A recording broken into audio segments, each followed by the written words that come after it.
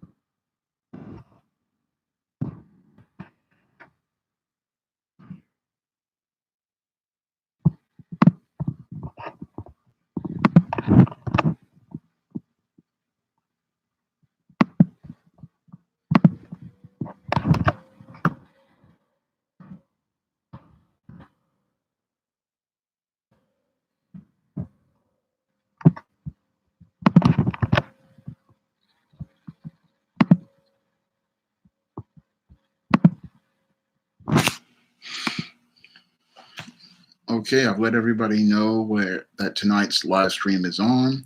And tonight's live stream is one where I'll be talking about the man crisis and the smooth world.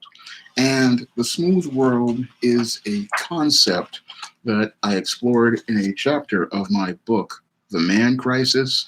And the smooth world is a place that was primarily created by single mothers and beta males. And what the smooth world is a place where the males have learned to live in a place where there are no problems, no conflicts, and no obstacles. And because they have learned to live in a world with no problems, conflicts, or obstacles, they do not know how to survive or navigate a course in the real world because their mothers always coddle them and shelter them. And because their mothers always coddle and shelter them, this is why many of these young men have a hard time setting a course and a direction for their lives. So, people who live in the smooth world, they are people who, what happens is they never really grow past a certain mental age, nor do they grow past a certain emotional age. Their maturity winds up getting arrested, and their development winds up getting arrested because, in most cases, when you're dealing with people who live in the smooth world, they are like 25 or 30 years old as men, but they have the mental and emotional development of a teenage boy, or even in some cases, a pre-teenage boy who is about maybe mentally 10 or 11 years old. So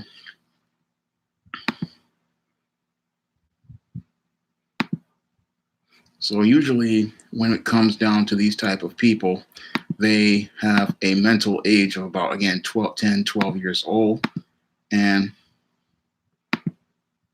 they just don't know how to function in life. So they don't know how to function as an adult.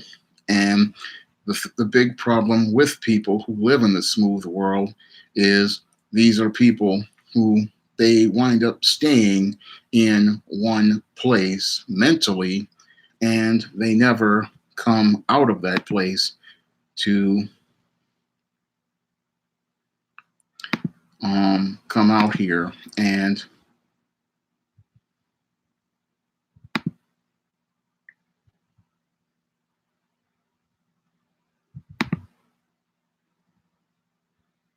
they want to stay in that one place mentally to take themselves to any other level. So when it comes down to many of these beta males, they want to stay in one place mentally. They want to stay literally a child, and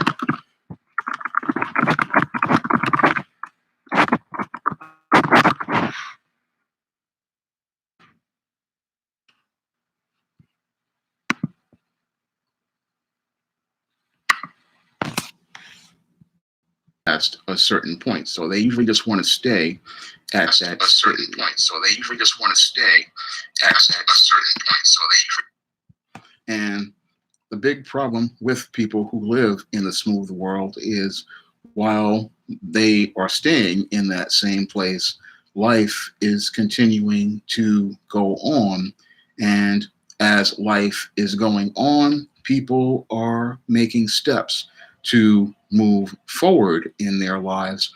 And as they watch people move forward in their lives, that's what makes a lot of these beta males and some of the women who live in the smooth world get extremely upset, because as they see people making that progress in their lives, what happens is that's when they start getting angry, because the big problem with living in the smooth world is a is that yes, you are comfortable in your smooth world, but life is going on around us and people are making progress. Now, the smooth world is a gynocentric construct, and it's a gynocentric construct because when it comes down to females, females primarily like to nest. Now, when it comes down to men and women, men usually build, and the women usually take the resources the man uses to build to create a home, which is the nest. And because your boys grow up in female-headed households primarily these days, they have learned to become comfortable in the nest. And the nest is made into a smooth world for these boys who are raised in single mother households. And because they are raised in a single mother household, they are used to the mother catering to them, the mother giving them whatever they want. So if they ask for those brand new Air Jordan sneakers, or they ask for those PlayStation games, that mother will give him whatever he wants.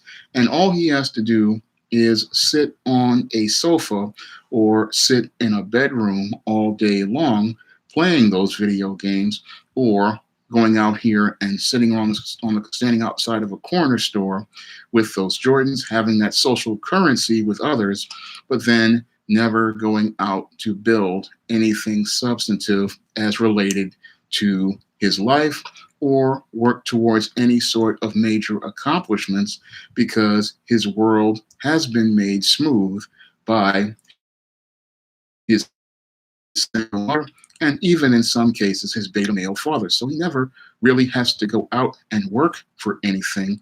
And because he doesn't have to work for anything, this is why your beta male lives in a smooth world. And this world, again, it's like a cocoon, and it's a shelter where this beta male stays for years.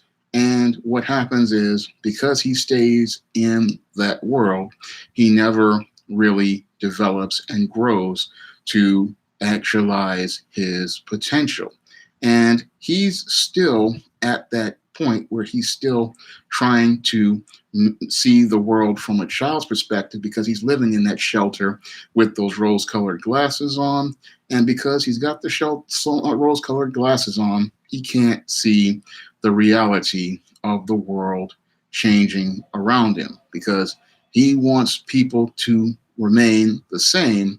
Unfortunately, people don't remain the same in the real world. In the real world, people change, people grow, and they grow and change because their life experiences make them change and grow, because as they learn, they become different people from where they were as children. And as they grow into manhood and womanhood, they grow into adults who have been changed by their experiences. But the beta male, because he lives in the smooth world and has no life experiences and has never really done anything outside of his cocoon, nothing has really changed. So that's why he remains in a state of arrested development. And that state of arrested development, it really prevents him from being able to deal with the things that adults deal with, because adults who have come out of the smooth world, they know how to deal with problems, and they know how to deal with the problems of life because they have been hardened by their life experience, because every problem they have run into has given them, allowed them to develop discipline, character, and the resolve to continue to persevere in the face of obstacles. And this is something your beta male never learned, because his mother always shielded him from any sort of problem, and his mother always tried to solve his problems for him. And this is why his world is smooth, because he has never had to deal with actual conflict. And that's where he runs into his biggest problem in the smooth world, because in order to change and develop and grow and achieve anything in this world, you have to go through conflict, because conflict is how we deal with change. Because the people who confront the obstacles in their lives, they move forward in their lives. But if you have people doing things for you, you never learn how to do things for yourself. And the beta male who lives in the smooth world, he never learns how to do for himself, and he's always relying on others. And when you rely on others, what happens is, if they are taking the risks, they are going to benefit from the rewards, because they are taking most of the risk. So if they take the risk, they are going to get the payoff at the end of the day. And this is what the beta male doesn't understand. The beta male thinks, oh, if others are taking these risks, then he should get a reward. But that's not how it works in real life. In real life, what happens is, when a person puts themselves on the line, puts their money on the line, they are the ones who should reap the benefits of those rewards. What's up, Sora? What's up, Francis, D. Woodward, C-Man, Edek? Glad to see you here for the live stream. And the Fox Strikes, glad to see you here. I am talking about the man crisis and the smooth world, and how that smooth world really destroys a lot of these males out here and prevents them from actualizing their potential as men. Because when it comes down to this smooth world, it is one of the worst places a boy could wind up in, because when you are in the smooth world, as I stated before, you are arresting your own development. And hey Chris, Chris Brown is the publisher of Omega Black, Black manga on Amazon. That's on Amazon right now. It's a great comic series, very positive, and I'm glad to have him here. And Chris is an example of a black man who went out here and took a risk. He went out here and he took his own resources to publish this Omega Black manga. And that's what men do. They take risks. And the reason why they take risks is because they want to go out here and accomplish something.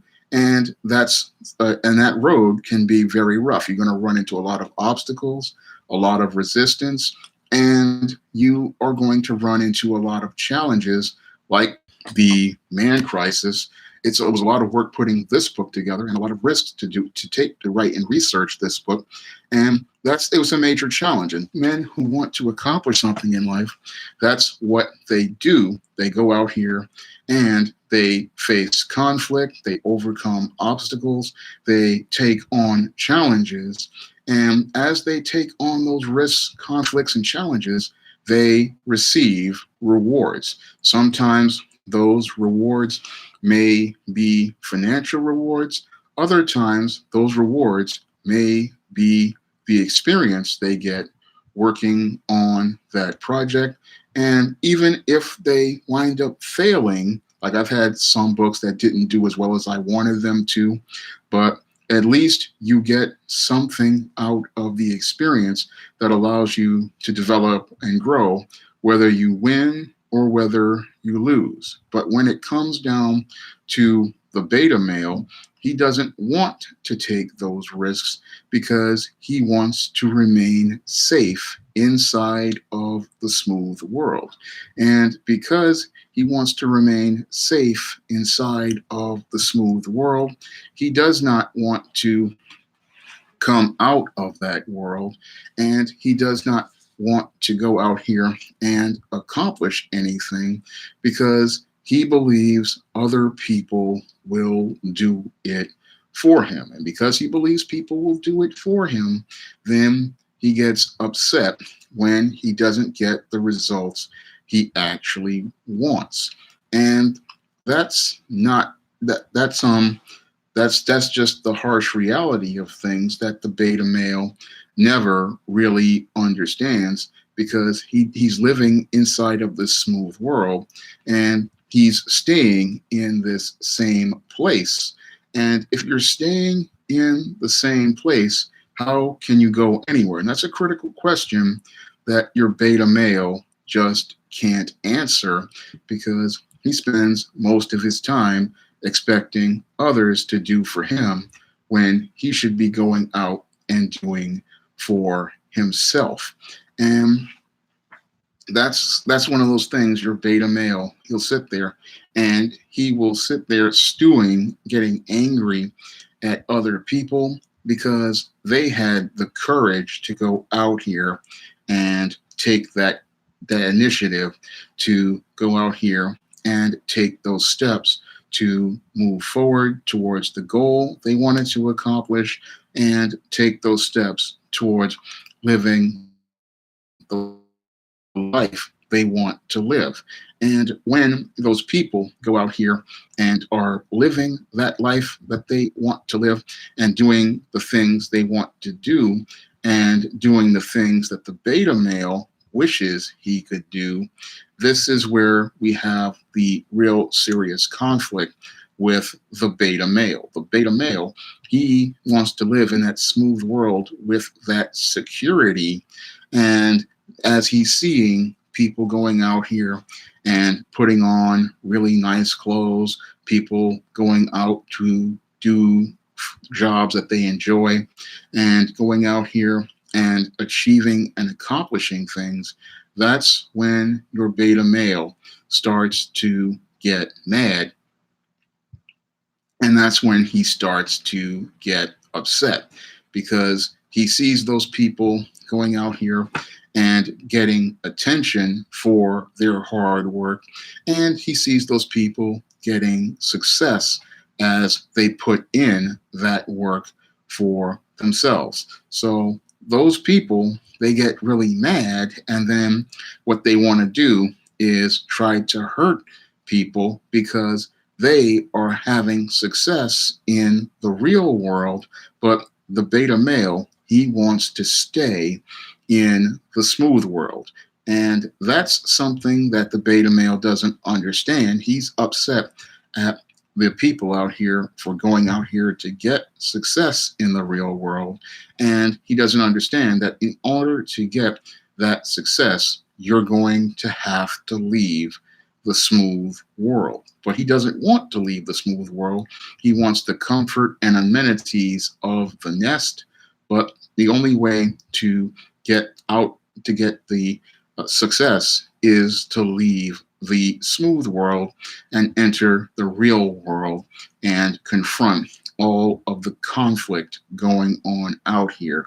And the beta male, he doesn't want to do that because he wants that comfort. And a lot of times, these guys just aren't prepared for the challenges of the real world. And because they're not prepared for those challenges, what happens is they wind up not being able to set and navigate a course for anything. And if they run into a little bit of a conflict, which every guy is going to run into, the first thing they do is run back to the nest and hide. Hi, Smiley Man. Glad to see you here. Hi to see Black Ronin. You can get Chris's work, my book, The Man Crisis, on Amazon.com. And you can get my newest books for 2018. You can get ISIS, All That Glitters, and Easting.sov in paperback and Kindle Unlimited. If you have Kindle Unlimited, you can get both of these books for free on Amazon right now. So all of those books are available on Amazon. And the road that I took to publish all of those books,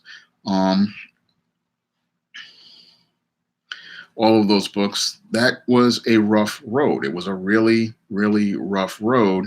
And I had to put a lot of risk in order to go out here. I mean, I put my own money up. I remember back in 2001 or so, after 9/11, I went out here and I had like $600 left of all the money I had saved from my AmeriCorps job. And I had took 200 of that 600 to publish my first book, ISIS. And I did that with a POD company. And I could have just taken that money and used it to eat. But I'd rather said to myself, I'm going to take a risk, even though I'd heard all these people talking all this bad stuff about print-on-demand books and how they're not real books and how they're so-called self-published and they have no value as books. I heard a lot of people deriding it, and I heard other people saying, oh, those books don't make any money. They're not going to be bestsellers. They're not going to do well. But instead of me listening to those people, I decided to take that risk, because that risk to me of $200 meant nothing, because I figured the money wouldn't mean anything. What meant something to me was accomplishing getting a book published. And what I did in 2002 was publish that book. And even though the book didn't sell New York Times bestseller numbers, it sold some fairly decent numbers. I got some fairly decent support from my college, and I grew from that experience in taking that risk, and I got a reward, which wasn't a financial reward. It was the reward of learning from the experience of publishing a book, how books are laid out and designed. And from there, I moved on about 2008, published my second book. And yes, both of the early books had mistakes, but I learned from the mistakes I made in ISIS, the first ISIS, and A Recipe for Success. And that experience helped me when I decided to start my SJS Direct imprint in 2009. And the first book there I didn't really sell very well, but I still learned from the experience that I was a solid writer and I could go out here and publish my own books, and I could create books that met my standard, not the standard of a publisher. Because what I learned from that experience was that all a published book is somebody's opinion regarding material, and it was about the narrative the publisher wanted to push. So all you had to do was get yourself an ISBN and get yourself Microsoft Word and Adobe Acrobat and Photoshop Elements, and you could make your own books and lay out your own books and make the books that you want to make. So it's not about going to a so-called trade publisher. It's just about you having the courage to go out here and do things. And even if it doesn't get super success, you still are going to get something out of it. You're still going to grow and make progress. And that's something that the beta male doesn't want to do because he wants to remain comfortable in that smooth world and he wants to remain safe. Unfortunately, the real world is not a safe place and you can take a risk. The same thing with me and my YouTube channel. I had this YouTube channel for about 10 years and I was going to use it originally. I originally made a couple videos, but then I didn't have the confidence. But around 2013, 2014, I started saying that I wanted to reach new audiences because my blog had gone, as I saw it, as far as I possibly could. And I wanted to find a new place to promote and sell books. So I started doing videos. And from there, with the help, as I moved on, I started building the subs, started building the content. And yes, the early content wasn't that great, but as I've grown, I've become better at it.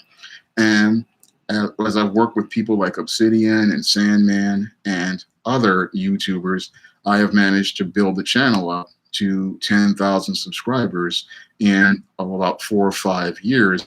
And with their help, Obsidian and people like Sandman, I was able to start doing things like live streams. Now, a lot of people on the Black Fantasy side, they were asking me to do live streams, and this year I started doing the live streams. And again, that was all about taking a risk. And even though um, I was dealing with things like my own social anxiety and things like being an introvert, I still took that risk because I wanted to continue growing and continue changing and continue to get success from moving forward. Moley asks, who provides the smooth world for a beta male? Usually, who provides the smooth world for a beta male are a lot of single mothers and, in some cases, beta male fathers. And they create the smooth world because they want to protect their sons and they want their sons to be safe. Unfortunately, the ironic thing is by making their sons safe, they wind up hindering their growth and development. And because their development is hindered, these males never grow up to become the men who can survive in the real world. And that's because their development is arrested and they are at a mental stage of 14 or 15 and they are not ready to go out into the real world and do business that men can do. Because in the real world, it's a very hostile place. It's a very rough place. It's a place that's filled with a lot of conflict, a lot of problems, a lot of obstacles, and people are hard. And one of the big problem with the beta male is that he's a soft male, and because he's a soft male, he's not ready to go out into the world and experience the hard things that go on in the real world.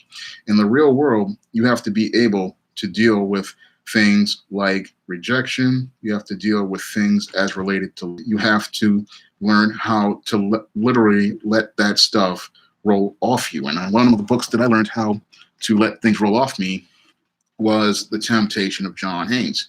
Now, when I wrote this book back in 2005, I submitted it to a lot of publishers and literary agents, and they hated this book. They hated it, and I got over 500 rejections on this book. And a lot of these white women, they were extremely nasty when I submitted this book to them, saying that this wasn't the kind of book they wanted to publish. And others said that the book was too long. However, I continued persevering in the face of those 500 rejections. And in 2011, after I polished up the script, I shipped The Temptation out of John Haynes out, and it got critical acclaim from numerous Black book clubs and numerous Christian readers loved this book.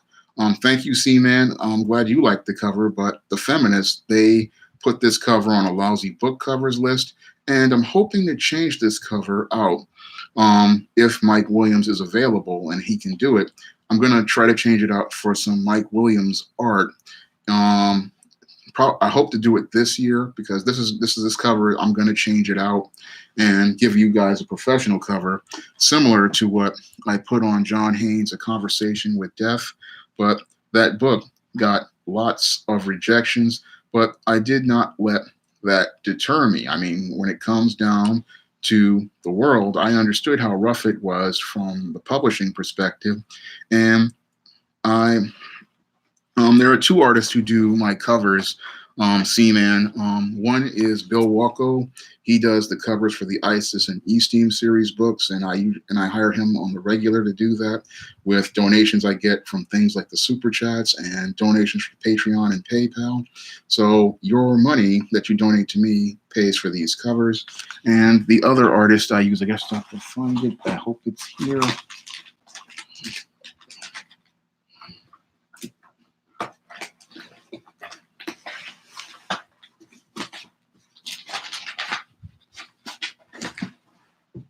Other artist I've been working with is Mike Williams, and he did the cover for John Haynes, A Conversation with Death, and I hired him to do this cover. This is the first book in the John Haynes series. It's on Amazon.com right now, along with my other books, and I hired him to do this cover, and I'm going to hire him to do the cover for Dark Succubus, and I like work because it's the industry I originally wanted to be a part of, and it's my way of giving back to comic fans out there. And that's something I want to do because I love comic books, I love comic book art, and that's the reason why I became a writer, was because I loved comic books. I wanted to become a part of the comic book industry ever since I was 9, but I couldn't draw, so I learned how to write the pictures out in paragraphs, and that's how I started on the road to becoming a writer. And yes, those are vintage Voltrons behind you. They are a part of my collection, Dark Force 73. I've had them since the late 1980s, and again, all of that is all due to the risks I took and the rewards I got. Now, the Voltrons, 2 of them were gifts from my family. Well, all 3 of them were gifts from my family because it was my favorite show. But the whole thing is, with all these books that I produce, I take risks to do them, and then I get the rewards. Now, the rewards on this book was I got to work with Mike Williams, a good friend of mine, and he put together one of the most popular books last year. This is one of the best-selling books in the SJS Direct imprint in 2018, and I'm hoping to get the second book out later this year, or around maybe May or June, I hope. But when it comes down to taking risks, it's something every man has to do. And if you're a guy out here, if you want rewards in life, you have to go out here and not be afraid of conflict. People are going to say bad things. People are going to be hostile to you, but you have to be able to develop a thick skin and continue going out here so that you can accomplish what you want to accomplish. And that's something your beta male, he doesn't know how to do because he's just used to nobody pushing him. And that's another big thing. He's not used to anybody pushing him because his mother does everything for him, and he doesn't have the courage or the confidence to go out here and persevere to achieve anything because he's used to everybody, again, doing everything for him. So if he wants a PlayStation or an Xbox or even a cell phone like an iPhone, this beta male is used to somebody giving it to him, not going out here and earning it. And because he's not used to earning anything, he doesn't really know how to, again, do anything, nor does he appreciate anything. Something is if you go out and work for it. And what your single mothers and some of these beta male fathers do is they deny that boy that self-confidence he would develop if he went out here to go out here and take those risks. Now, in the Black community, as it relates to taking risks, the mothers, again, coddle and shelter the boys for, when it comes down to the mothers, they coddle and shelter the boys out of the fear they have that the boy may be killed by either a white police officer or one of these thugs out here. But the whole tragedy of it is when they shelter the boys, what happens is the boys never learn the things that they need to go out into the world and survive. So the mother thinks that by protecting her son, she's keeping her son safe. But the whole thing is she's not making her son safe. She's handicapping her son and making him even less safe as a boy, and not allowing him to grow up. It doesn't allow him to go and move forward, because in order for that boy to grow and move forward, he's going to have to learn how the world works. And that's why a father is important to a boy, because a father, he has to go out into the world, he has to experience the world, and he knows how rough the world is. The mother, she lives in the world of rose-colored glasses, because the father and other men in the community, they protect her, and because they protect her, she can't see the harsh realities. The man can see the harsh realities, and because he sees the harsh realities, he can teach his son about the dangers of that world around him. And because he can teach him about those dangers, that's why he can understand about what a good risk is and what a bad risk is.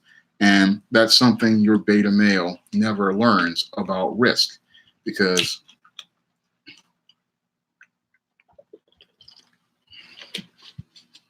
he thinks all risks are bad. But what he doesn't understand is that all risks are not bad. There is something called a calculated risk, and then there's an unnecessary risk. And because the beta male can't understand the difference between the two, oftentimes he takes the unnecessary risk instead of taking the calculated risk. Now, what's the difference between a calculated risk and an unnecessary risk? And is this: a calculated risk is taken after a period of critical thinking, and a calculated risk is one where somebody takes the time to calculate risk versus reward and calculates what a person gains for what they lose. And I had an example of that in my own life when I had a Kickstarter fail when I wanted to do the cover for Isis Wrath of the Cyber Goddess, the first cover I did with Bill Walko. I wanted to do this cover, and I wanted to raise funds because many of these Hoteps and Pro Blacks were complaining about my hand-drawn covers I was doing. And I decided to take a risk by selling parts of my toy collection to go and pay for that book cover. And I calculated the risk, and I said having a professional cover on the book would yield rewards for the things in my toy collection, which were just sitting there. And yes, they were valuable, but what was more valuable to me was getting a quality cover on the book and people seeing that I was somebody who was serious about improving the quality of my products, because a lot of people were complaining, oh, the books are good, but the covers, the art isn't great. So I wanted to go out here and take that risk. And it was a risk that did not pay off in the beginning, because I got a lot of attacks from those same Hoteps and Pro Blacks and even family, and they started a straw man argument about light skin and dark skin. But the reward was it showed people who liked African American fantasy and people who liked my work that I was a serious professional, and I was looking to make those steps forward. So even though I caught a lot of heat for taking that risk, the reward, while it wasn't financial in terms of sales, it yielded more intangibles, which were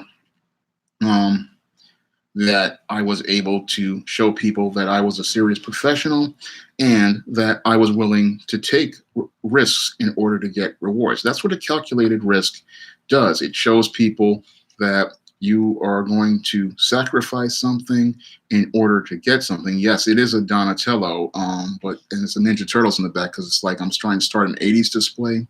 But the whole thing about calculated risk is you're going to put something up in order to get some gains, whether they be financial gains or intangible gains that show people that you are serious. So you're willing to, and that was something I learned from Dr. Robert Glover's book, No More Mr. Nice Guy.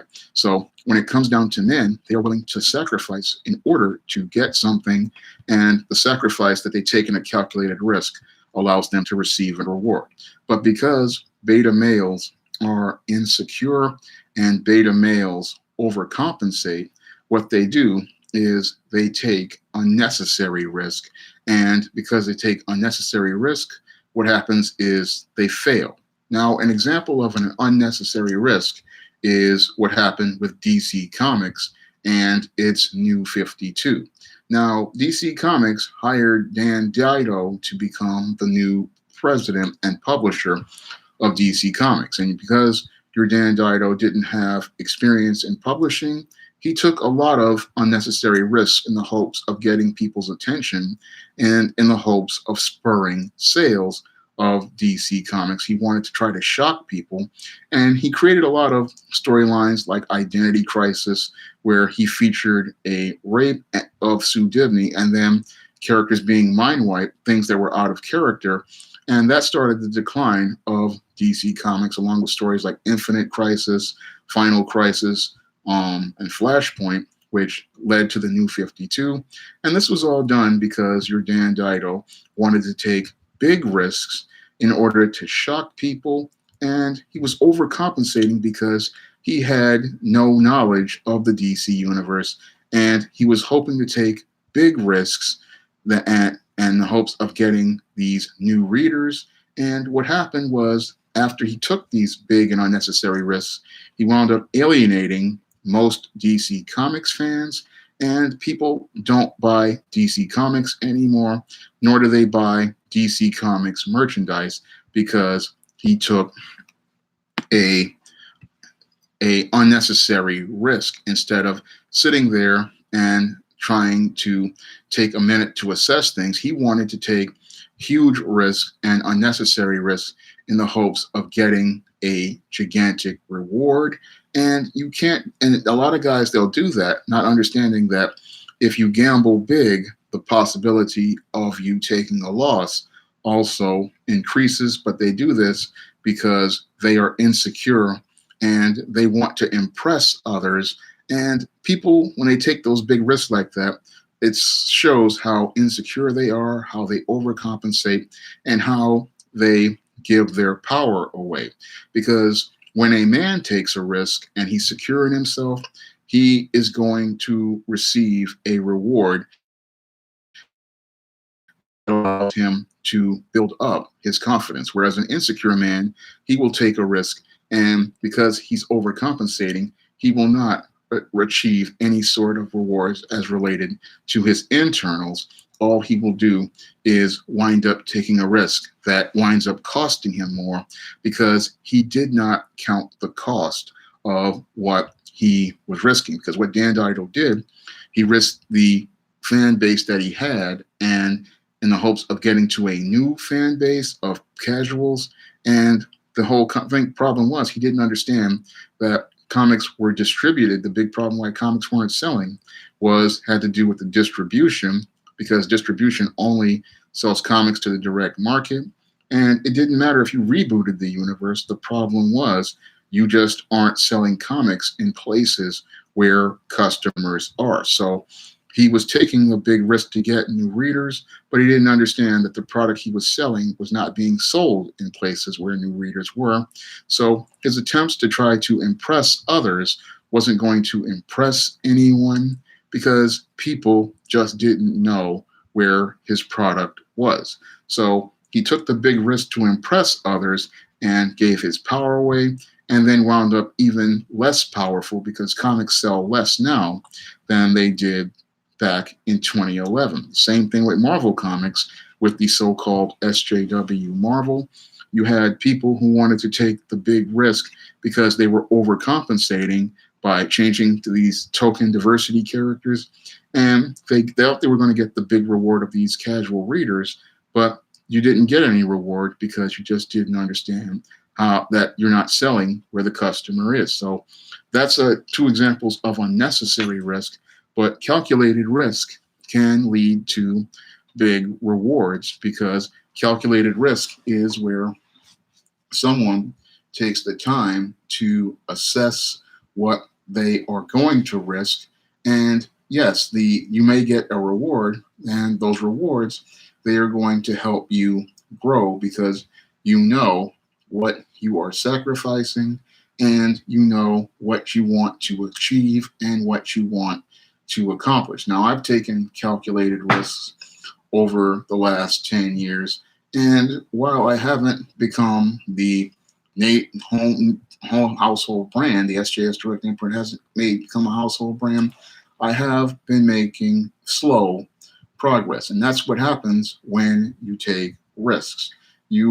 Calculated risk will get you rewards, and it will show people that you are somebody they need to take seriously, and it will show people support, whether it be buying the books or doing things like, again, donating to Patreon and PayPal so I can continue to make more videos. That's what people do out here when they take risks. But the beta male, he doesn't like risk, because he wants to stay in the smooth world. And in the smooth world, it's a really, really dysfunctional environment, because here you have a grown man in age, and he is still living in the world of a child. And the reason why he's still living in the world of a child is because he doesn't have the courage to go out and take the risks that men do.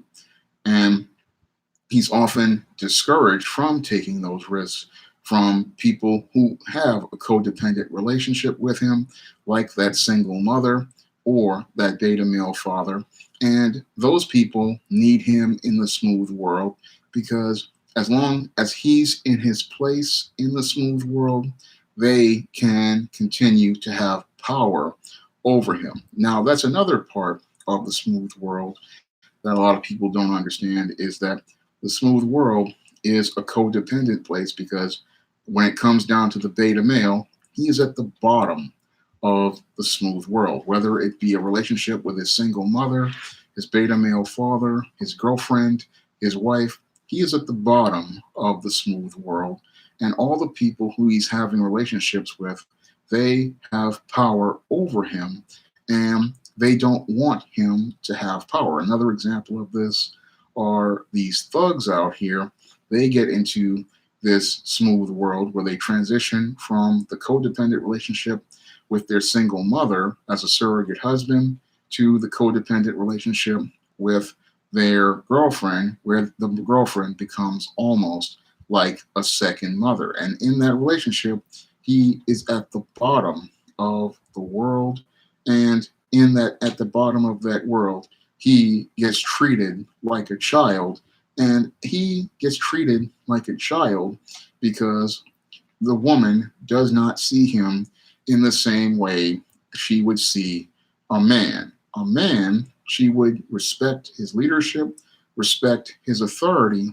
But when she looks at the beta male in the smooth world, she sees him as a child, someone she needs to take care of, not someone she needs to share with in an interdependent relationship, or the man that she needs to follow the lead of. When she looks at this beta male, she sees him as a child. She does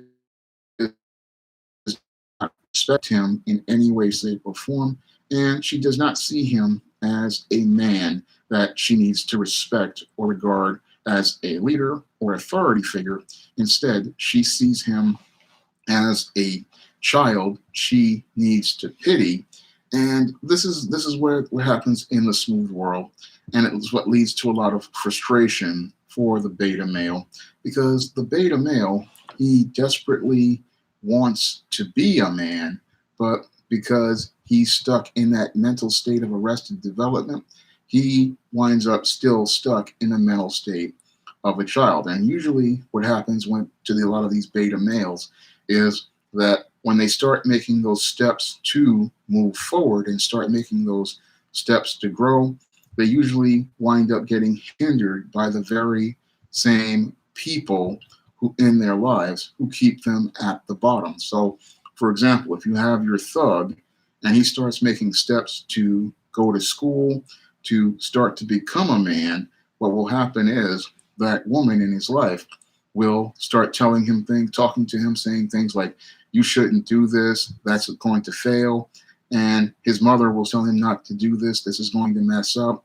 And they will do that to discourage him because they don't want him to leave his place in the nest, and they don't want him to upset the nest or the smooth world that they have built around him and the place they have built around him at the bottom of the world. They want him to stay at that bottom place and not make those steps to move himself forward. So if he starts making those steps, it upsets their world because women don't like change. They like to have people nesting. They like to have people in their places, and they don't want to see men moving and going forward. But in order for that woman to have that nest, that man has to leave that nest and he has to go out here and build his own place in the world, because without him able to build, there is no nest for that woman. So what they will do to keep that boy from beta male from going out here and going to do the work of a man is tell him he's going to fail, things are going to be bad for him, tell him how hard things is, and that is to discourage him. But what a man does, when even if he's hearing these discouraging words from his mother and the shaming language, is he continues to push because he understands that things are better than him just sitting there in that house. Because as long as he sits in that house, he's going to be at the bottom of the world and he's not going to be able to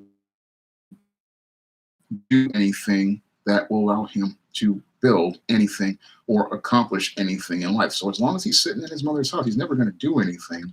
And what will happen is they want to discourage you first with the shaming language, and then if you start taking action, then they start making threats to put you out of the house, or they'll start making passive aggressive moves like sabotaging your work clothes or sabotaging your work gear. And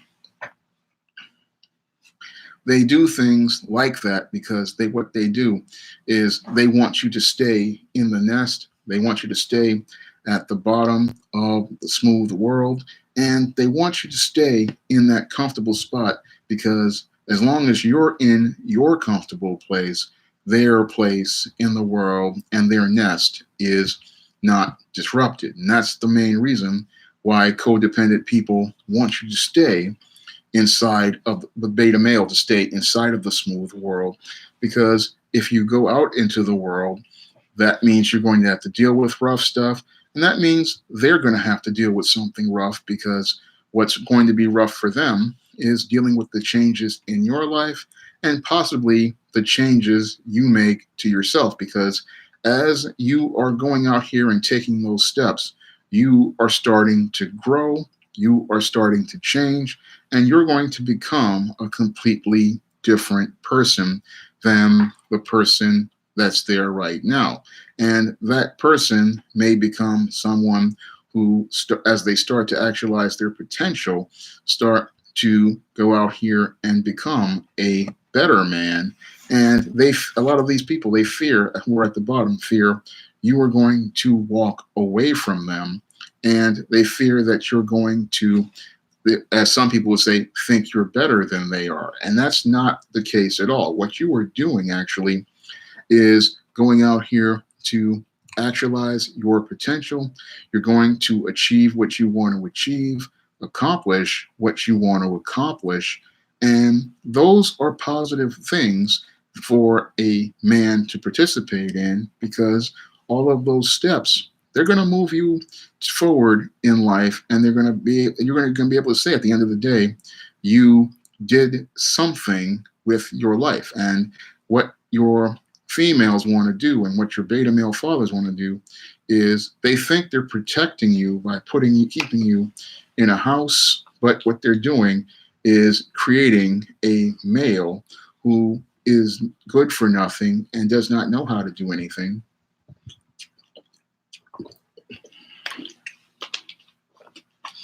A male who just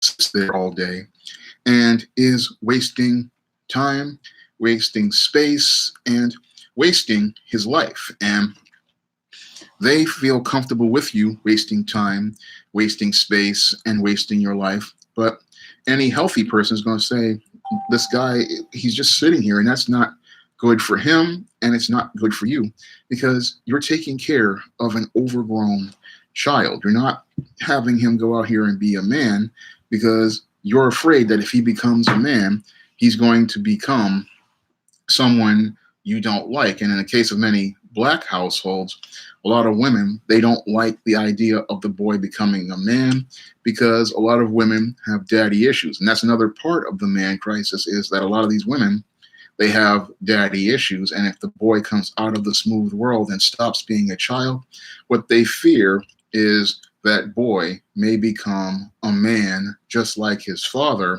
the man she has issues with, because that man is someone who has hurt her in the past, and she fears that her son will grow to become a man just like the man who hurt her in the past. So she fears for her life as regarded to that boy becoming a man, and that's why she wants the boy to remain in the smooth world. The same thing, with these girlfriends.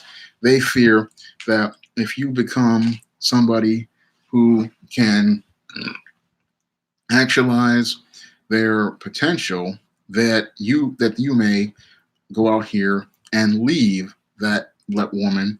But if you're going to break up, it may just happen because this man is growing, this man is changing, he is becoming somebody different, because he wants to achieve things in life and he wants to accomplish things. And as he grows, he's looking to do better.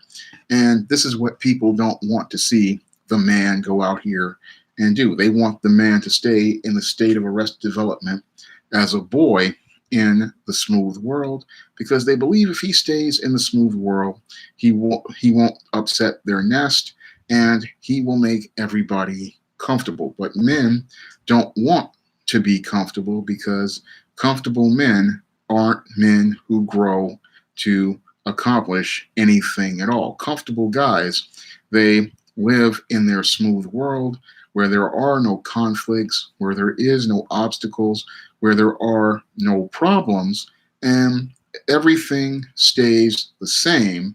And because everything is staying the same, everything just stays. That makes it a horrible place to be in. It's just a world full of mundane routine, and everybody does the same thing every day. And that's an environment that's not one where anybody can consider anything of value. You're just sitting there and you're doing the same things over and over. For example, like what's going on with Hollywood right now. Hollywood continues to make the exact same movies. It continues to make the same films over and over again. It continues to make the same franchises like your Star Wars, your Alien, your Predator. And these franchises are over 40 and 50 years old. All the people from that generation who watched those films are my age now. And because they continue to focus on these old 80s franchises, what happens is they are stagnating and they're missing out on the new audiences that are out there and watching things go on. The millennials, the Gen Ys, the Gen Zs, these kids, they can't get a chance to see their favorite characters on the silver screen, nor can they go out here and have their memories that they grew up with, because people my age are stuck in a state of arrested development and continuing to reboot old franchises, continuing to make sequels. Thank you, Jazzman, 1998, making the same material. And I'm watching people who grew up in the 90s, the 2000s, and the 2010s. They aren't getting their special memories or their special experiences, because people, sadly, from my generation and the one before it, the baby boomers, continue to make reboots and sequels of old stuff instead of taking calculated risks like people did back in the 80s when they made movies like your RoboCops and your Terminators. They took calculated risks, and those films became blockbusters and icons, and people want to see them go out here and take the same calculated risk to make this generation's blockbusters and icons. But because these people, a lot of them are beta males and they want to live in a smooth world, they keep making the same films over and over again, and then wonder why the audience is declining from at the box office and why people aren't going to the movies, because you're making films that don't talk to the audience can't relate to, nor can the audience have its own memories or own experiences of the world going on around them. So that's another problem when you live in a smooth world and you have people who are running things in a smooth world, is they just sit there in their world thinking that this is fun and fresh, when in actuality, the world has passed them by. And because the world has passed them by, they can't see how much the world has changed. They can't see the world from a balanced perspective because they are still wearing rose-colored glasses. And in their eyes, something like the Voltrons I have in the back, that's the new thing. But in actuality, those toys back there are over 30 years old, and the concepts for them are over 30 years old. And in the eyes of today's children, they see that as something from their father's generation or their grandfather's generation. And that's something that a lot of people, they don't understand, because when you're wearing rose-colored glasses, you can't see the reality around you. Edek, what are my thoughts on Bruce Lee in films? He was a great innovator, and he was a very talented martial artist and choreographer, and his work and his legacy go on even to this day. And that's my thoughts on Bruce Lee in films. And he was great in his time, but there are other great martial artists right now, your Jackie Chan's, your Jet Li's, and they also need to be acknowledged as well. Bruce Lee was an icon and a legend. He brought martial arts from China to America and put it on the mainstream map. But everybody had to build on that. And again, that was all because Bruce Lee took a risk, because back in traditional, as it relates to China, they didn't want that out there. But he was the one who brought it to everyone and even created the Jeet Kune Do martial arts style that he has. Michael Jai White, he's an icon for martial arts and one of the great black martial artists. And he's somebody I have great respect for. He's one of the greats out there, and not that many people talk about him as they should, or give him the credit that he deserves. Same thing with Wesley Snipes. He's a great black martial artist as well, that people don't give the credits that's due. But that's another problem that we have in the smooth world, when all we see is people from one time period. We don't get to see the others who came before them or the people who have moved forward. Edek, I didn't know Quentin Tarantino was doing Star Trek. I thought that franchise had died with the Chris Pine version, and I don't. But that's par for the course with the smooth world, is that they keep making the same projects over and over instead of taking risks on new projects that are relatable to people of today. For example, with they're making another Ghostbusters movie, but I have been enjoying Danny Phantom for the last couple of weeks now.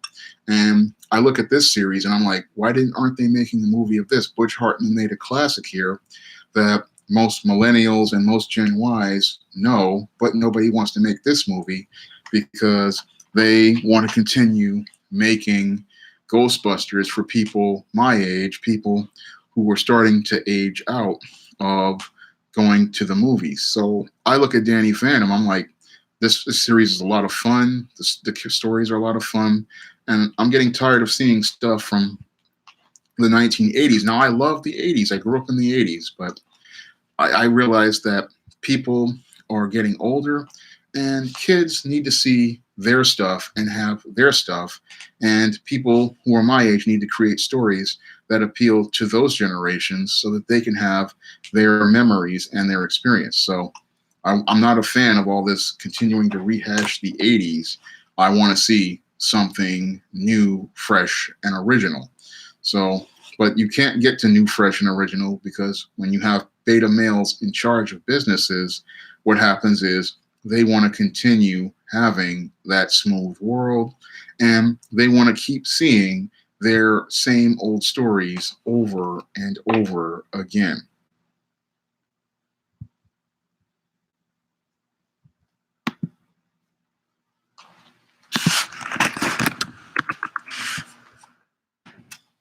And that's another frustrating thing about living in a smooth world, is that you just keep seeing the same things over and over again because, like a child, he's comfortable seeing the same thing over and over again.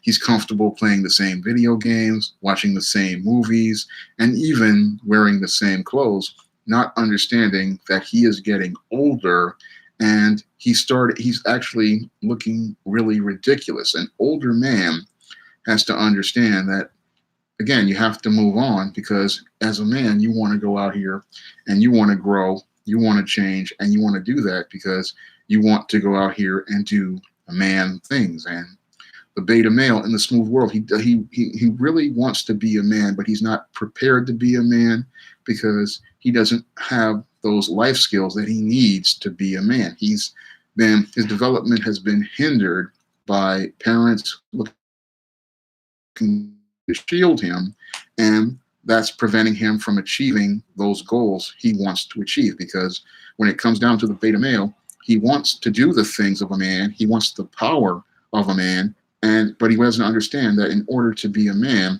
the first thing he has to do is take control of his own life and make decisions for himself. And yes, he's going to fall down as he makes those decisions. He is going to trip as he makes those decisions. And he's going to make mistakes, but with those mistakes comes growth. And with that growth comes change. But the thing that prevents him from changing are two things: his family hindering him and his own fear. Now, the beta male also has a lot of fear. And it's that fear that really is the main thing that prevents him from really going to take those steps out into the world and trust in God to keep him safe, keep him alive, and keep him moving forward. He has this great fear that if he goes out into the world and fails, people aren't going to love him.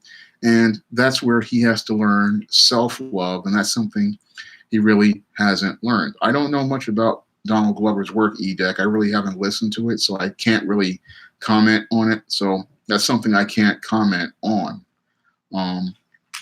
And he has this fear inside of himself, and that's a fear you have to face. And that fear can cause you to have severe anxiety at times, and it can make you terrified to go out, but you still have to step out. I remember when I was working, first couple of days working at City College after I got fired, I was terrified of failing, and I had this anxiety so bad I couldn't even talk. And I was having the point where it was like I was getting so anxious I couldn't do things, but I still managed to persevere in the face of it, in the push to try to keep this job, because it was something I wanted to do. And that's something you have to do if you're in a smooth world, is you have to face that fear of failure, because once you face that fear, whether you win or you lose, you still are going to be able to take more risks and go out there. And this is something people in the smooth world, they're afraid to do. They're afraid of being ridiculed. They're afraid of being attacked. And they're afraid of being berated for going out here and taking a risk. So that's why they would rather stay in the smooth world with mom and dad rather than go out and be their own man. And that's something a lot of guys, they don't want to do, but it's something they have to do, because once you face that fear, you're going to take a major step towards leaving the smooth world. And that's the first step you will do. By to do that is to face that fear you have in yourself, because when it comes down to the beta male, oftentimes he is his own worst enemy. And because he lets his fear get the better of him, what happens is he winds up not taking risks that could help him move forward. And he's sitting there afraid of these penalties and consequences that he's imagined, that he can't see the real rewards he would actually get if he went out here and took those risks. Now, I'm taking a risk right now with a big project I'm doing on this ISIS graphic novel, Indiegogo, and I'll leave a link to that in the chat. And the project I did, I wanted to produce the first ISIS comic book, and this one was got 1% funded, and it's going to end in May 4th. And while it's got 1% funded, I'm still pushing, and I'm still persevering, because I understand that even though I'm taking a risk, the reward is I'm going to either get the project funded, or I'm going to learn something about Indiegogo, but I'm still going to learn something as a result. So I'm hoping to get that project funded, but I'm still learning something from it. I'm taking a risk, and I'm working towards a reward. But a lot of people, they would say, oh, don't do that. It's not going to work. It's going to make, but I've done things, and I said, I'll just take the risk because it's just worth it, just to see what happens. And that's something you have to learn how to do. You have to learn to not be afraid of failure, not be afraid of making mistakes, and to take calculated risks. So if you make a mistake or if something fails, you still don't lose everything in the same way Dan Dido lost the entire readership of DC Comics when he went out here and destroyed the DC universe to get the New 52. Edek asks a good question. If I could write a show about blacks in a university, what would that show say? If I wrote a show about blacks in a university, it would be similar to what I wrote in my 2013 novel, The Thetas. And that story was a positive story about a black feminist who was pledging a sorority. And as she went to the sorority, she learned that traditional women weren't bad, and she learned a lot about her mother, who was a traditional woman, from those traditional women who made an effort to teach her the story of her late mother and tell her about the contributions her late mother gave to their lives. And that's the kind of story I would want to do if I wanted to do a story about a university. Now, The Thetas, that was one of my more critically acclaimed books. That book is on Amazon.com. And if I could write a show about blacks in a university, it would be about black culture in college, black history in college. And I want them to see a positive story about a black girl from a black family, that where the father had a black-owned business and the black college, her experience of going to college and what it meant to her, because education just isn't about academics. It's also about the social education you get. And that was something I talked about in my book, The Thetas.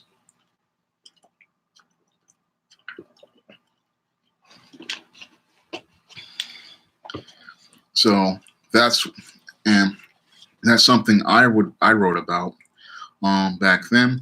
And it was something that, again, college, it was a place. It's a place where you have to take a lot of risks too. And again, beta males, they fear risks because they want to stay in their smooth world. They want to stay in their safe place, and they want to stay inside of that place, again, because they don't want to come out of it, because people enable them to stay in it. But if you stay in the smooth world, you're never going to learn anything. You're never going to grow into manhood, and you're always going to stay a perpetual teenager or perpetual adolescent. And that's not a good look for a grown man. It's like when I used to see in my old neighborhood, you would see these grown 30 and 40-year-old men still sagging pants, still wearing Air Force Ones in the wintertime and Timberland Spice Tans in the summertime. And those guys are still talking about the rap stars and talking about ball players and talking about the girls on the block, whereas men who have gone out here and decided to go into the rough real world, they are talking about building businesses. They are talking about increasing their sales. They're talking about reaching new customers, and they're talking about going out here and creating a community for themselves. And they're talking about doing things that will enable them to build their families and to generate wealth long term. So they're talking about things about having a home, or they're talking about trying to do things like trying to reach new customer bases, like what I'm trying to do right now with the SJS Direct Imprint. I want to reach new customer bases. I want to reach new readers, and I want to reach different groups. And that's why I would go out here and do different books like Spinsterella with the Black Goth subculture. And I'm learning about those different subcultures and different business, like African American fantasy and science fiction and Black nerds. And I'm learning a lot because I'm willing to take those risks. But the beta male, he would sit there and he's still talking about how he wants to go and get his comics and not think about going out here to build his own business. Alpha asks a good question. Does the college scam highlight the man crisis? I'm going to deal with that in two parts. I do believe it highlights the man crisis because it creates an incubator and an indoctrination center for the men who do go there. And society, I believe, is spellbound on white privilege, because when it comes down to a lot of white men, I believe a lot of them are caught up in provincialism, and they want to stay in their province, and which is the neighborhood they live in or the place they live in.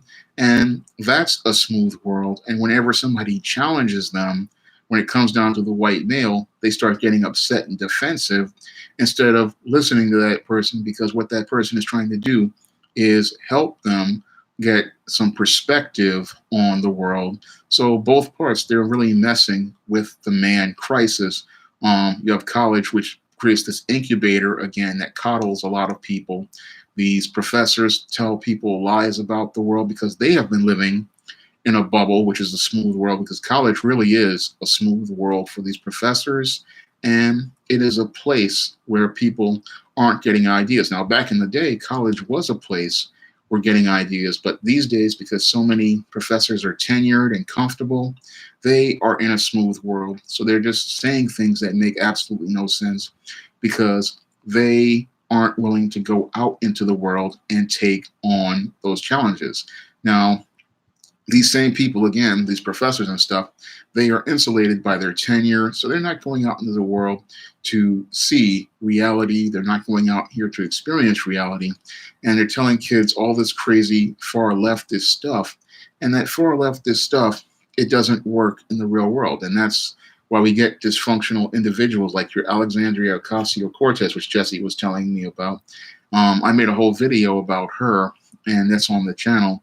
And this immature woman, she really needs to just sit down and keep her mouth shut and learn.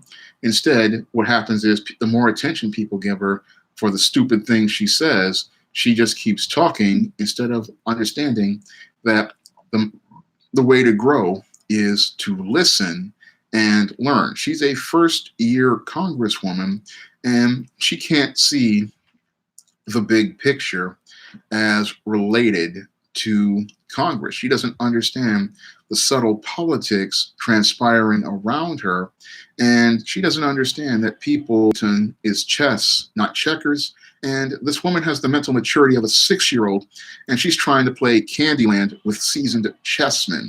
And these seasoned chessmen, they sent a message to her with that vote on her new Green Deal, but because this woman is still playing Candyland, she can't see how they are setting her up for a checkmate and looking to get her out of her seat, because the more stupid things she says, the more sound bites she gives her opponent to use against her. And this is something that a seasoned chessman and chess player can understand. They understand that, look, my job is to learn about the players on the board and learn how those players work so that I can get things done. And this is something I talked about in my novel, The Legendary Mad Matilda, because the Matilda Crowley character, she enters her mother's job, and the first couple of days there, instead of her getting emotional with someone, she did have a run-in with a black mammy, but her mother teaches her about strategy, and she starts to learn that she has to play chess in order to move forward in that job and to keep that job and learn who the players are on the board. So that's what you're going to do in a first-year job. But your Alexandria Ocasio-Cortez is so caught up in her emotions and so hopped up on power that she can't see what she needs to do in a first year. Now, Paul Ryan, he tried to sit down and talk to her and tell her, look, just keep your mouth shut, learn about how things work. And she didn't want to hear that because she's so caught up in the attention she's getting and her feelings regarding that attention that she can't see people are getting ready to make a complete fool out of her because she's so caught up in the attention she's getting online and on social media and mainstream media that she doesn't understand that as a first-year congressperson, your main goal as a first-year congressperson is to sit down, be silent, and learn about the game of Washington. And part of learning the game of Washington is learning the players on the board and learning how to work with the players on the board towards accomplishing what you want to accomplish. Now, if I had that job as a congressperson, which is over this neighborhood I'm in now, I would be focused primarily on building those alliances I would need in order to get agendas pushed and projects earmarked for funding. Because in order to work in Congress, you have to understand that you need to have earmarks, and that's how you're going to get your projects funded, and that's how you're going to get your programs funded. And you can only do that with the support of other Congress people. And if you go out here and you're getting in people's faces and saying all sorts of stupid things, you're going to wind up alienating people that you're going to need, like your Bill de Blasio's, your Andrew Cuomo's, your Nancy Pelosi's, and your Chuck Schumer's, people who you're going to need for allies, you're making enemies out of. And she's doing this in her own party. The Republicans don't need her to be their enemy. She's already doing their job for them. And all they have to do, again, is start playing her sound bites in 2020. And that's going to put the nail in the coffin for the Democratic Party, because the more she talks, the worse they make it for us. Same thing with Ilhan Omar, who just keeps talking and doesn't understand the power of being silent. That was something I learned many years ago. I was 14 years old, the power of being silent and the art of shutting up. Because the more you talk, the more information you give your opponents, and they can use that information against you. So when you're talking is, thank you, EDEC. I would love to get that level of financing for the ISIS graphic novel. I'm pushing for it, and I'm going to persevere. I'm still trying to get this going. It's at 1% funded, but I don't know much about Candace Owens, but I heard that she was acting like a hood rat, and that was sad to see. But that's just par for the course, because Candace Owens isn't very smart, Joshua. She just doesn't understand how important to the overall politics. She doesn't, again, another one who doesn't know how to play politics. She's in her feelings, and she says stupid things like when she said that Hitler had everything right. That wasn't a very smart thing to say. And that's the problem with a lot of females and people who live in the smooth world, is that they're caught in their feelings because they live in a world of rose-colored glasses and they don't live in the world of reality. Those of us who live in the world of reality, we understand we have to measure what we're saying, and we have to be careful about what we say, because if we say the wrong thing, we could alienate people. And the whole thing is you have to be careful about what you're saying to different people in different groups. But your beta male, he just does everything on feelings and impulse. And because he does things on feelings and impulse, he says stupid things and doesn't think about the long-term impact of things overall. Let's get the likes up. We're at 42. Can we get to 50? The more you live in a smooth world, the more you just sit there and stagnate. And then when you see others making progress, then you start overcompensating. And this is another beta male behavior, is that they start overcompensating. And that's when they start taking the stupid risks. And that's when they start saying stupid things. And that's when they wind up really making those types of mistakes that wind up tripping them up and they fall completely down. So your beta male, he'll sit there and he'll think, oh, I've taken this big risk. But usually when he takes those big risks like that, it winds up taking a big loss. And then he winds up losing not only from the risk he takes, he loses intangibles as related to his reputation and his professional career. And hi, Omio, glad to see you here. And he loses big because he gambles big. But the problem with the beta male is he has not been trained to learn how to gamble or what to gamble. So he puts all of his cards on the table and he puts all his money on the table and he winds up losing overall.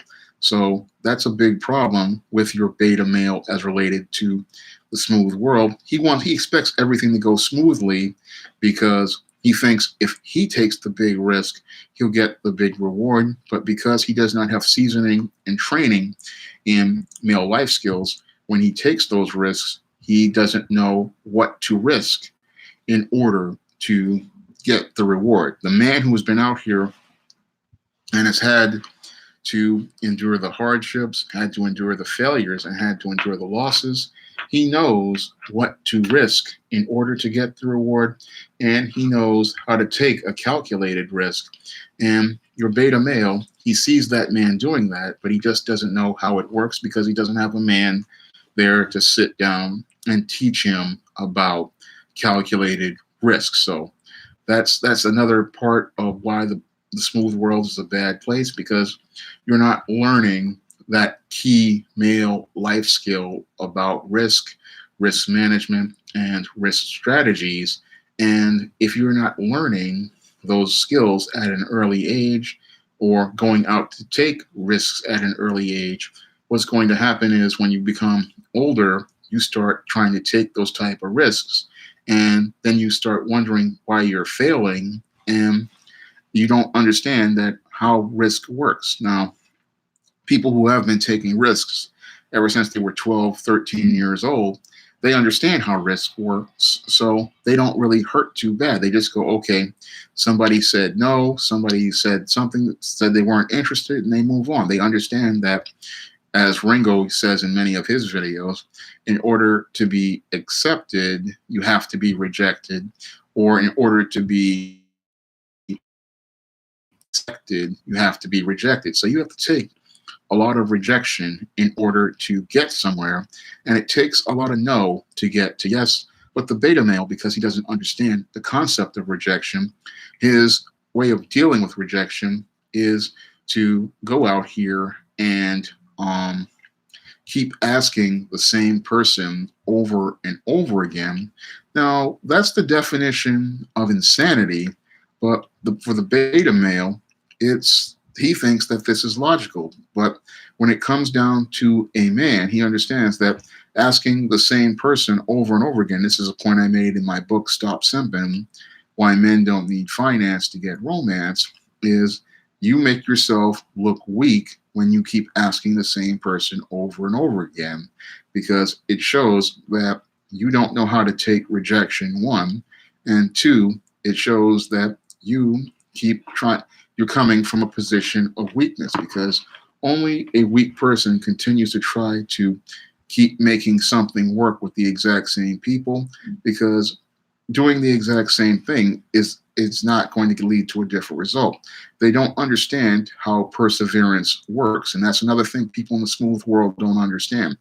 They don't understand that perseverance means that you keep trying to achieve your goal, but it does, when you're trying to achieve your goal, it means you're just going to find different people who you want to work with. I'm glad to see James, you from here from Wales, and I'm glad to see you from Australia, Aussie Drama.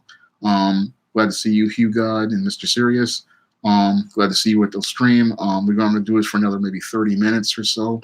And we're talking about the man crisis and the smooth world. And that's a chapter in my book, The Man Crisis, which is now available on Amazon.com in paperback, and it's available on Kindle. And it's also available on Smashwords and the iBookstore. It's a book that people have said has changed their lives, transformed their lives, and made their lives better.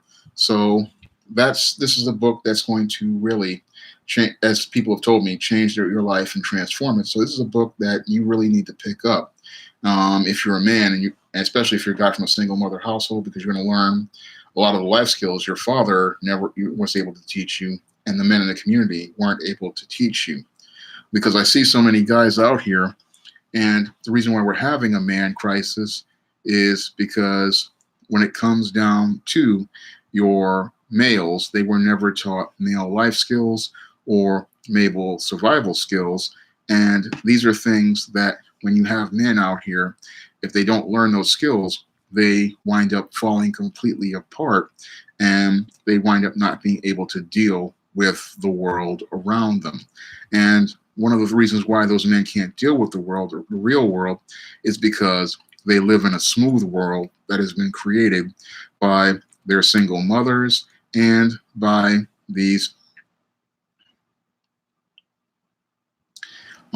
beta male fathers. So the male life skills or survival skills that they're going to need in order to go out here and do what they need to do. Mr. Sirius, is it too late? No, it's never too late to take risks. In your early 20s is actually a good time to start taking risks, because that's how you're going to learn. And it's just about, when you're taking risks, taking calculated risks and learning what you need to learn as you're taking risks. I mean, I was in my 20s when I was going out here submitting query letters to publishers and taking those rejections. And I was in my late teens when I was going out here writing. So taking risks is something I've been doing ever since I was a teenager. But if you're in your early 20s, that's the prime time to go out here and take risks, because with every no that you get closer to yes. And with each person you approach towards achieving your goal, each person who you run into is an opportunity and a possibility of you achieving the goal you want to achieve. Hi, Jabari, glad to see you here. But every risk you take is going to move you forward. So that's something your beta male, he doesn't want to do. He doesn't understand it, but I understand that, and I've understood that for years. And a lot of guys, they don't understand that, because again, they grow up in these smooth world environments where your family will support you playing video games, but they won't support you going out into the real world and doing things like going to school, going out to take a job, or even in some cases, even leaving the household and going out to do things like go to the military or go out here and move to start a business venture. Just taking those steps. A lot of people don't want to see that, because they are afraid that as you grow into manhood, you will become the kind of man that will be like the father they have an issue with, at the man who they either dated, married, or divorced. They're afraid you're going to become that kind of man.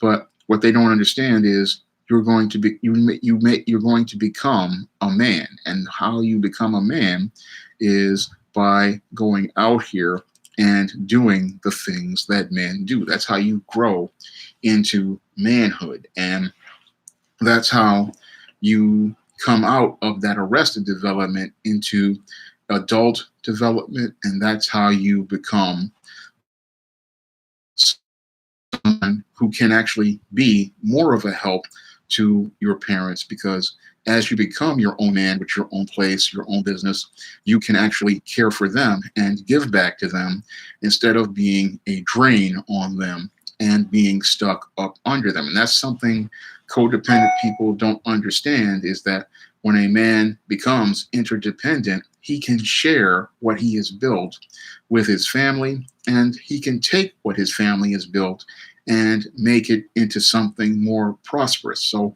that man, as he grows, he can make that platform far wider by taking those risks, and those rewards can be benefited to everyone. But codependent people, they are so caught up in having their fiefdom, especially a lot of the single mothers. They are so caught up in having their fiefdom and having their power, they don't understand that in their attempt to keep this place, this nest secure, what she does is smother this boy and prevent him from growing to become the kind of man who could go out here and be able to help them in the future. Because once the boy starts taking risks and starts moving forward, he's going to come back and help his mother, because that's one of the things that boys do, is they take care of their mother and their father. They take care of them in their old age because they have respect for them, and they have respect for the things that they have done for them. And they usually do that because that's what men do. But as they become men, they set boundaries, they have standards, and that's also part of being a man that a lot of beta males don't understand, is that as you go out and take those risks, you start learning about what you want. And as you learn what you want, you start creating your own standard for yourself. But beta males, because they are in the smooth world, they usually don't have standards. And what happens is they get taken advantage of by lots of people in the real world. And those people don't have their best interests at heart.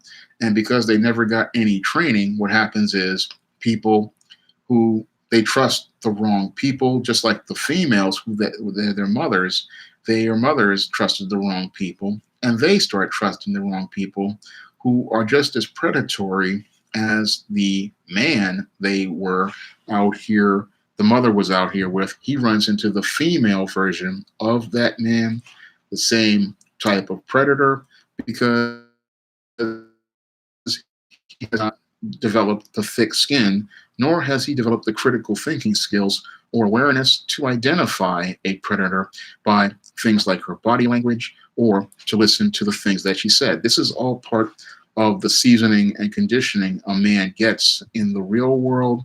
But because this man is sheltered, he doesn't even know how to identify those predators by the way they talk, the body language they have, or their actions overall, because it's the actions of these predators that define their character. And a lot of guys, because they have not gotten that life seasoning and they haven't developed that thick skin, they try to go out into the out of the smooth world into the real world as they get older. And that's why a lot of these simps get chewed up by these female predators, because they have not gotten those life skills. They have stayed in the smooth world too long. And what happens is they have not developed that resolve to identify people immediately, and they get eaten alive. And that's another part of the smooth world, and the disadvantages of it is these guys, they don't have that preparation, and that's why they wind up getting taken advantage of and played. That's what something I talked about in my book, Stop Simping, Why Men Don't Need Finance to Get Romance, and Misadventures of Captain Sim. They are a major part of why a lot of guys in the smooth world become very bitter, they become very misogynistic, and some of them even start turning towards violence because they did not get the life skills from their father, nor did they understand about life in the real world. They had been sheltered so long that they go out in the real world with real women and they don't know how to identify women who are righteous women from predatory women. And they get completely taken advantage of because they were stuck in the smooth world so long that they just didn't understand how to deal with things as related to women. That if you identify a predator quickly, you just walk away from the predator, not continue to go back and forth with the predator. And that's something guys in the smooth world don't understand, because guys in the smooth world, they're just so happy for the attention of a woman that they're not thinking about what type of woman this is, why is this woman talking to me, and what does she hope to get out of a relationship with me. All he's thinking about is somebody he likes is paying attention to him and he's getting his way. So his world has no conflict and no obstacles, and he's not thinking about what is the overall big picture of things, because he's so caught up in his feelings about a woman that he can't see to ask the critical questions about her. So that's a big problem with your beta male when he tries to leave the smooth world too late in life. Like a lot of guys, when they leave too late, they're just not equipped or prepared for the real world, and it chews them up because they're not used to conflict, they're not used to identifying predators, and they just don't have those coping skills to go out here and really understand how the world works. I'm gonna leave another link to the Indiegogo, and if you want to pledge to that and help me publish the first ISIS graphic novel, I would really appreciate it. But the whole thing with the smooth world is it's a very dangerous place for someone to stay in, because that's it.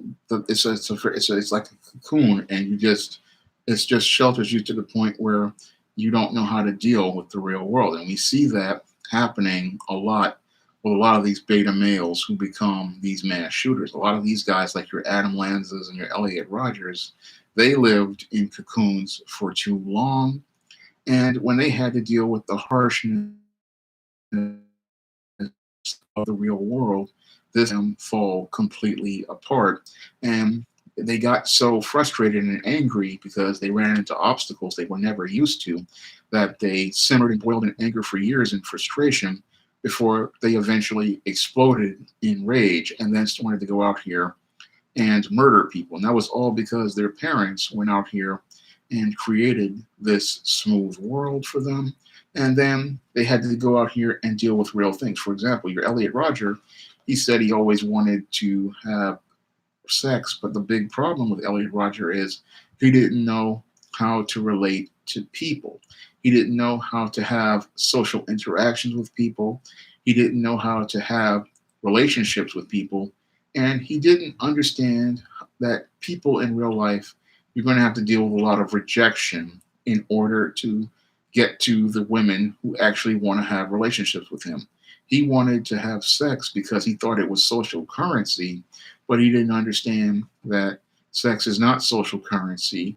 Sex is something that people do when they love and care about each other and they want to get closer to each other. So when it comes down to guys like Elliot Roger,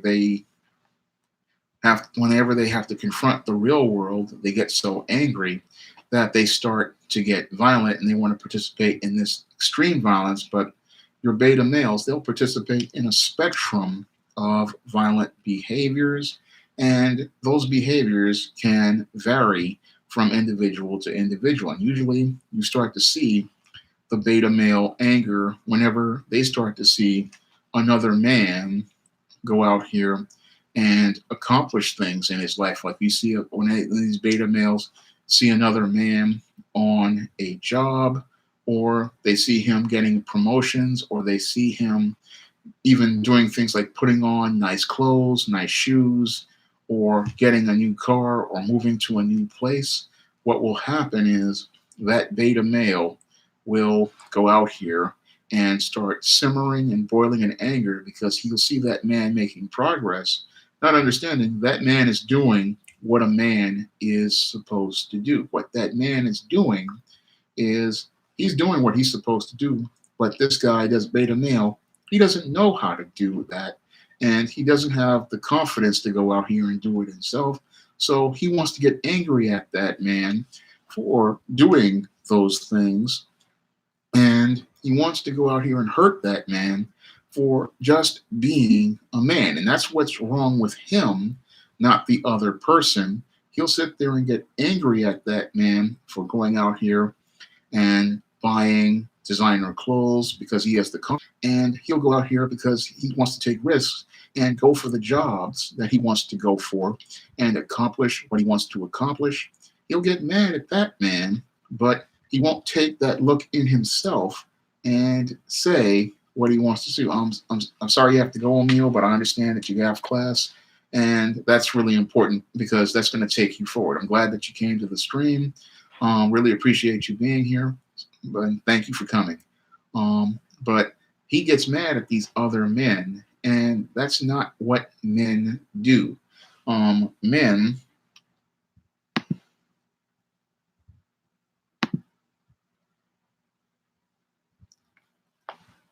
Men don't sit there and get mad at another man. Men make efforts to improve themselves. That's what men do out here. They go out here and they do what they need to do. And they go out here and accomplish what they want to accomplish. And if a guy is doing well, and one of the things that the beta male doesn't understand, because he's living in the smooth world, is if you see a man having success, what you do is ask that man,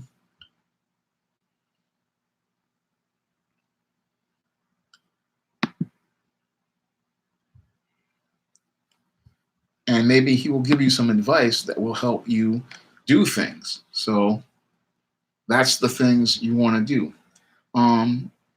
Is it Sayeda Lowell? What are my views on toxic masculinity? I go in depth about toxic masculinity in the Man Crisis, and I'm going to go answer that question real quick. Toxic masculinity is something that comes from boys who grow up within single mother households. When you have boys who grow up with a father in the home, there is no toxic masculinity. There's natural masculinity. But what feminists wanted to do was change the way boys were raised to be like, and they wanted to redefine masculinity. And what they didn't understand is that when boys are with their fathers, they get natural masculine energy, and they learn male life skills. So actual masculinity comes from a boy with a father in the home, but toxic masculinity comes from boys who grow up in single mother households. And the reason why they have toxic masculinity is because of this redefined manhood, where these boys have learned how to become these soft males, and they've learned how to feel, and that makes them toxic males because they are acting on the impulses of their feelings without assessing the consequences of their actions. Because when a boy goes out here and he's in his feelings, that's not going to help him survive, because in order for a man to survive, he needs to understand that his actions have consequences. And the toxic male, he doesn't understand this. He just thinks he can act on impulse and not take any responsibility. And it looks like we have another troll. And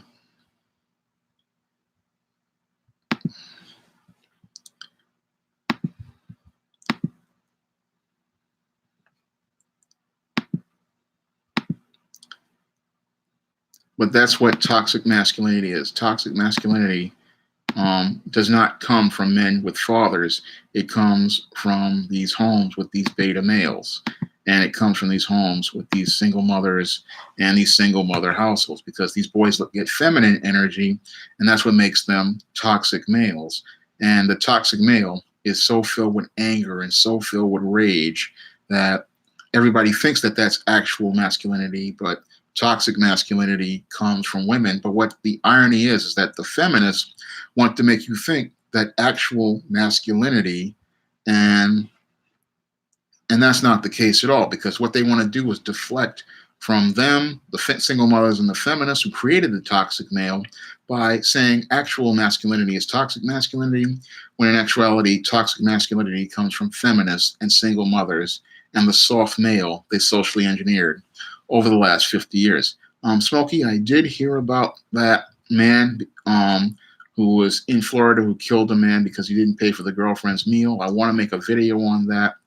And the reason why I want to make a video on that is because it's another textbook example of a simp, which is a beta male. And he was in there paying for other people's meals, trying to show out to people. And sadly, because this female felt entitled, her simp boyfriend killed him as a result. And sadly, one man lost his life and another one is going to wind up in prison, all because one dude wanted to show out and impress people who just didn't care. And that's something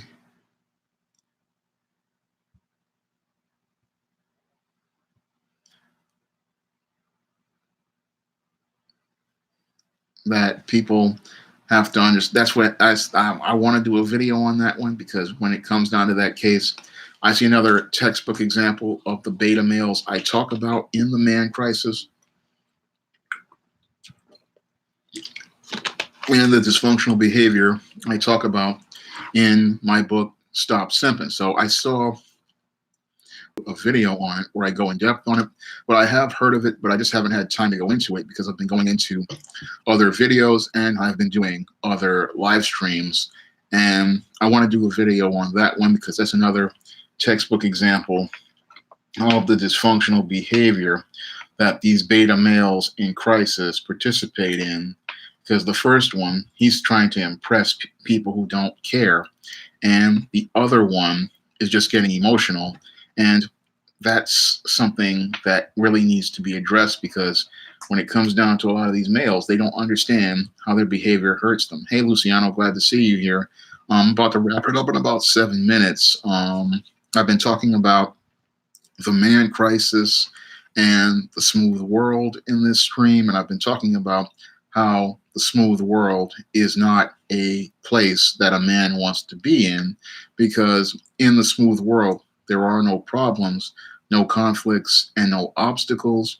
And if you don't know how to deal with problems, conflicts, or obstacles, you're not going to be able to survive in the world as a man, because a man has to be able to deal with conflicts, problems, and obstacles, because in that real world, you have to make a living for yourself.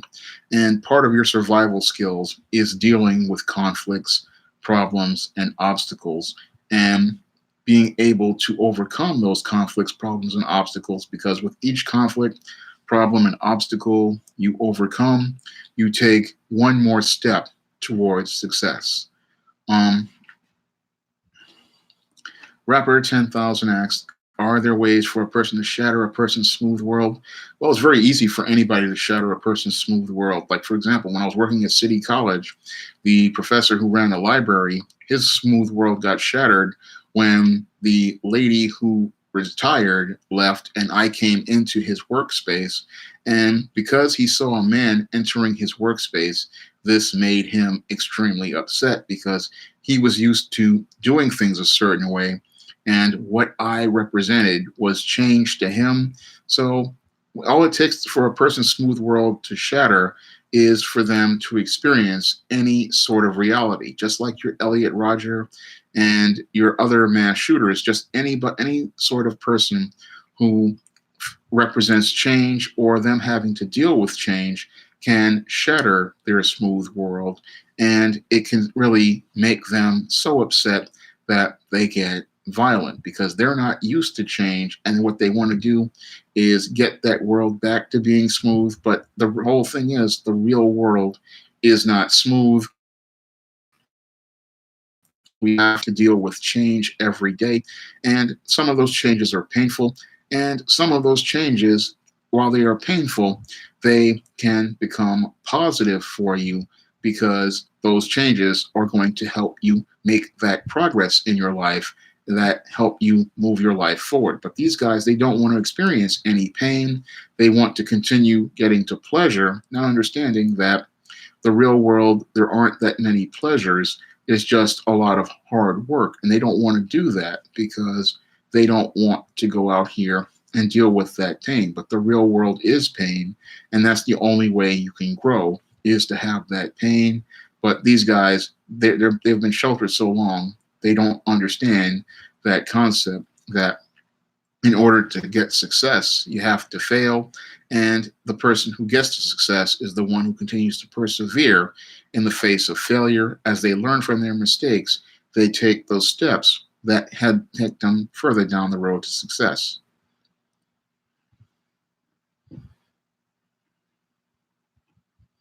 I'm sorry that happened, Kaida, but that happened to me. I ran into that in school and the workplace myself. People will try to talk about you and make you feel bad, but you have to ignore him. He's doing the right thing because he understands that what he wants to do is the most important thing. Yeah, they're going to be jealous people, but you have to ignore them and focus on what you want to do. And that's how you get to on the road to success. Luciano, do I think male on male racism? I think that could be a point. Yeah, I think it could be a point to distract from it, but that's just another form of jealousy because a lot of guys, they don't want to compete with other men, so they're just jealous, and they do stuff like that. Rapper 10,000. Um, yeah, they don't. The real world does not care about your feelings, and I want to do a video on that, but it doesn't care about your feelings. All you it because the beta male has been taught everything is about his feelings, but the real world doesn't care about your feelings. It cares about what you're going to do and what you're going to accomplish, and that's all it cares about overall. It doesn't care about your feelings. It cares about um, what you can do. And the whole thing is, these guys have been raised to think everything is about feelings, but it's not about your feelings. It's about what goals you want to accomplish, because you may be feeling terrible, but you still have to go out here and do what you need to do. For example, there were many chapters in the Man Crisis that I was really frustrated as I was writing, but I had to navigate through my emotions and work through that and persevere to get the chapters done. And I managed to go and finish this book because I managed was more important than my feelings of frustration at the time about being stuck with a sentence or being stuck on a paragraph or being stuck on a topic. There were more things more important than my feelings. But beta males, once they get in their feelings, they get frustrated and then they stop. And if you get frustrated in your feelings, you will just stop and give up. And that's why many people in the smooth world never really accomplish anything, because they get in their feelings and they never really push past that obstacle that's in front of them. Scott asks, what's a beta male? A beta male is a man who's primarily been raised by female authority figures and learned how to submit to female authority. Luciano, he makes fight over $15 an hour. Yeah, they try to start stuff, but the whole thing is none of these people want to take responsibility for anything, because you don't need a $15 minimum wage. What the person has to do when they get the minimum wage job is take that step forward and start learning new skills so they don't have to work the minimum wage job. Because when you get your skills, you don't have to work the minimum wage job. But what the beta male wants to do, because he wants to remain in the smooth world, he wants to sit there and stay at that minimum wage job, making lots of money. But the real world doesn't work like that. And I'm gonna get ready to wrap this stream up in a minute because it's 12 midnight. And I believe I've gone a bit in depth about the smooth world and the man crisis. Right now, we have a man crisis right now because a lot of these guys, they have lived in the smooth world where they've been coddled and sheltered by their single mothers and these beta male fathers. And because they have been sheltered and coddled in that smooth world, what has happened is a lot of these men don't know how to deal with conflict in the real world. They don't know how to deal with the obstacles in the real world. And because they don't know how to deal with it, what's happening is a lot of these guys are getting frustrated, angry, and their lives are, they look at their lives stagnating because they're stuck in a state of arrested development. And as they get in this state of arrested development, they're sitting there angry at other men for going out and accomplishing things and people for going on with their lives. And the reason why that is because they are in the smooth world. And that smooth world is a place that nothing changes. And when you're in a world where nothing changes, what happens is you're staying the same, but time is going by. People are changing, people are growing, people are moving forward. And these people get angry and jealous of those people, and they want to hurt those people for doing what adults do and them taking those steps to grow.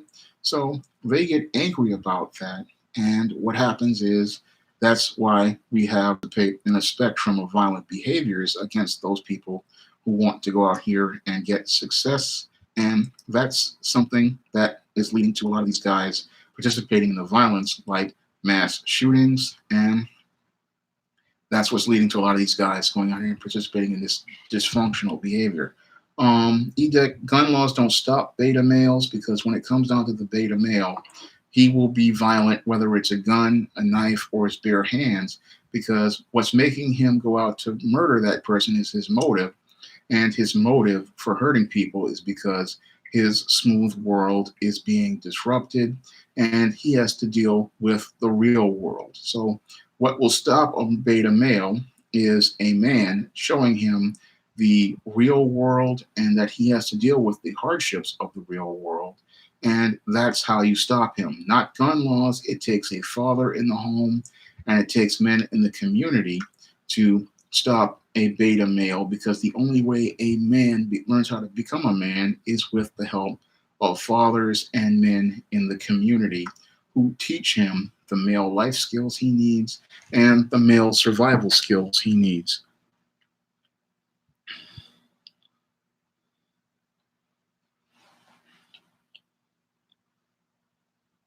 So I'm going to wrap up the stream right now. If you want to learn more about the smooth world, you can pick up my book, The Man Crisis, in paperback on Amazon.com and Kindle. And you can also pick it up on Smashwords and the iBookstore and Barnes & Noble as well.